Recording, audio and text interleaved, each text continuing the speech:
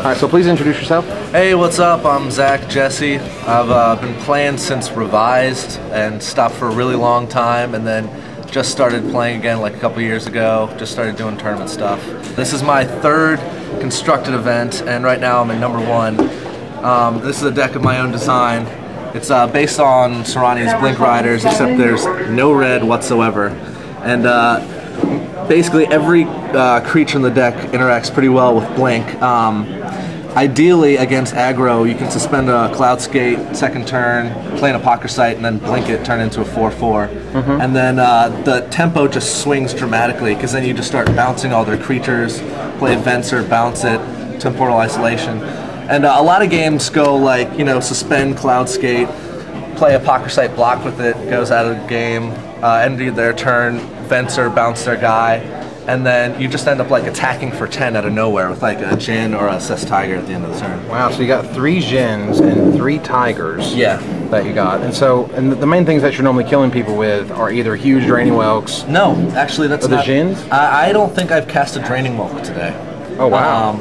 Normally, like, it just gets to the point where, like, a Cloud Skate's in play, an Apocryphite with counters is in play, and a Cess Tiger's in play. And then you, like, bounce their blocker, and then blink the guy to bounce another blocker, and, you know, that's 9 points of damage right there. Wow. And it just, it comes out of nowhere. I don't know. It seems like, well, a lot of people are saying that this format is very tempo-based. And this seems to be the tempo deck, the most tempo deck I've ever seen. I didn't know what to name the deck when I was coming in here, so I just called it Blue-White Tempo Blink. Nice. Which is the first thing that came to my mind. Yeah. And probably the all-star of the deck is Apocryphite, because against aggro, it blocks and then turns into a 4/4, which just eats everything. Right. And against control, you know, game 1, they'll have to like Damnation, then it just sits out a bounce, then it comes in as a hasted 4/4. Right. I usually tend to board them out against like Teferi control and stuff like that, although I've been leaving them in against Shadow Mage infiltrators and the like. Right. My board is almost entirely lay it out here. my board is almost entirely formatted to beat like Teferi control. I've got Shapeshifters, Take Possessions, Teferis, and the all-star Calciderm, which they have no way to deal with. Okay. And except make Urza Factory tokens and block it. That's about it, right? Yeah, but if you get a Calciderm out and then shapeshift it, I mean that's 10 points of untargetable, you know, attacking. The Rift Watchers are in the board for aggro, but I played 2 or 3 aggro matches today and not boarded them in. Because they're specifically there for red deck wins, just so it's like, I'll blink this game 4 life, flashback blink. So they don't burn you out. Life. Yeah. But against Tarmogoyfs, it's just like, I'll bounce it with the Cloud Skate, I'll bounce it with Venser, I'll temporally isolate it. It's pretty simple. And I mean, against decks that just run like just the Tarmogoyfs and Mystical Enforcers, Take Possession's great. Yeah. I mean, it really surprises them. I don't know, you have any questions on it? Well, I tell you what, you've really explained the matches and how these all these cards work together.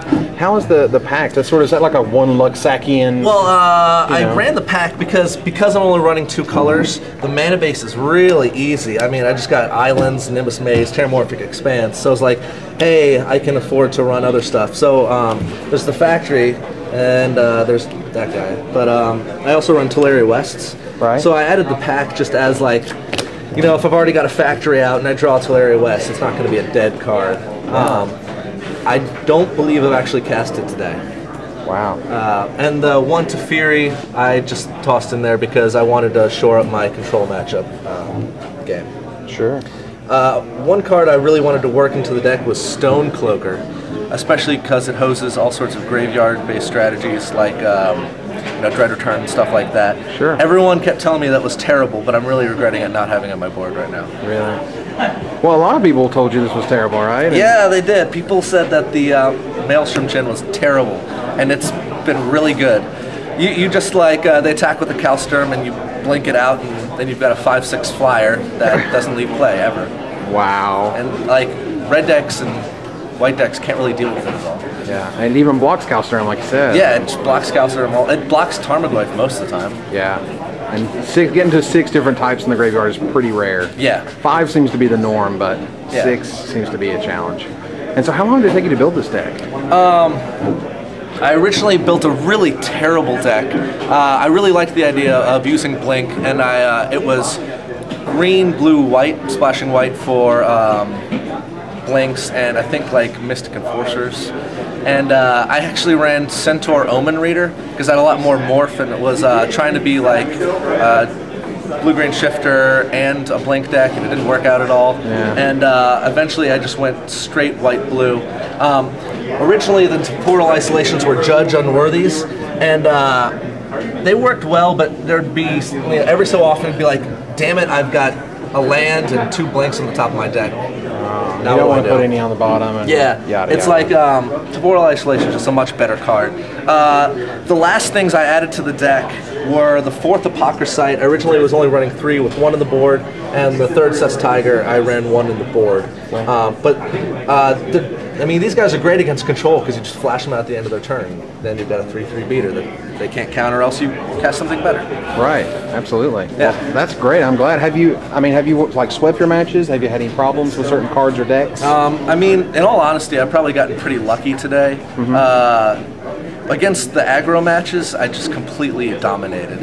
I played green-white and then white weenie. I got lucky against the white weenie game too, but I really don't think it was that much close of a match. I mean, I had a Maelstrom Djinn that had been blinked, so I had a 5/6 blocker regardless of whether he was going to attack me or not. But I had to play 2 or 3 Teferi decks, and I think I got lucky. You know, winning game 1, I don't like to use number percentages, but I'd say it's probably like 50%. Just, you know, who gets the tempo control first, or, you know, if they stumble on their mana and, you know, have to cast a lens, you can like bounce the lens with the Venser. Right. It really helps out a lot. But after board, like you bring in 11 cards from the sideboard. That's like, you know, that's almost a whole new deck. Yeah, it's a great new deck, and it's much more resilient to like tendrils and stuff. What would you take out? Can you show me what you would take out against Teferi and what you would bring in? Obviously, yeah, it's not. Obviously, you would bring in everything pretty much from the Riftwatcher over. Yeah, it really depends. Sometimes I played one deck that didn't seem to have Teferi. It had, I don't know, it had like 1 Teferi maybe. So I actually didn't board in the take possessions for that one. But I like to take out these guys, like 2 of them. I take out the 2 Apocryphites, because I like to leave some of them in, because if you take all of these guys out, then you have no early game stuff. Yeah. And the reason I don't like the Apocryphite much, I take out 2 Blink, and here's my reasoning behind that, is a lot of the Teferi decks run Slaughter Pact and Tendrils, and they're just waiting for you to blink your thing so they can Slaughter Pact it, and that's a dead card. And plus, in the game 1, if Blink goes really well, they tend to extirpate it. So taking out 2 just makes their extirpate that much worse. Right. And against, I definitely take out the isolations. And it really depends on what else I need to, you know, what their specific deck looks like. Sure. You know, if they run Shadow Mage Infiltrator, I definitely keep, you know, these guys in. If not, I can take them out. So with your last 2 cards that you remove are sort of like, you know, well, maybe they're not. Yeah, I'd take out a Djinn probably, and like, I don't know, another Apocryphite. Like, the Apocryphites really aren't that good. But if they have the Shadow Mage Infiltrators, you kind of want them in there. Right, to give it some sort of blocker. Yeah, I mean, I would probably, I don't remember exactly, but taking out the Djinns is definitely the next step. Because they're really not that good if they can just tendril them. Wow, yeah. And you already have 5/5 beaters that go really well. Right, 5/5 beaters that are untargetable versus a 5/6 that anything can happen to. Yeah, yeah. Including Slaughter Pact. And another reason I like these guys instead of a Chroma is that I can't save in a Chroma. Like, if they go to Tendrils it, I can't blink it, I can't bounce it with Venser. You mean the red Achroma? Yeah, the red Achroma, the one that I can morph face down. Yeah. But the All-Star and the control matchups after that is Shapeshifter, because it can copy a Calciderm, it can kill their Corlash, Teferi, or anything along those lines.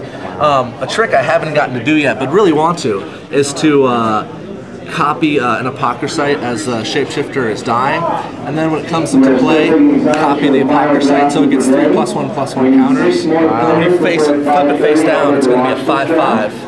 Then you can flip it face up, it's going to be, you know, +3/+3 into whatever it's copying. Wow. I don't know.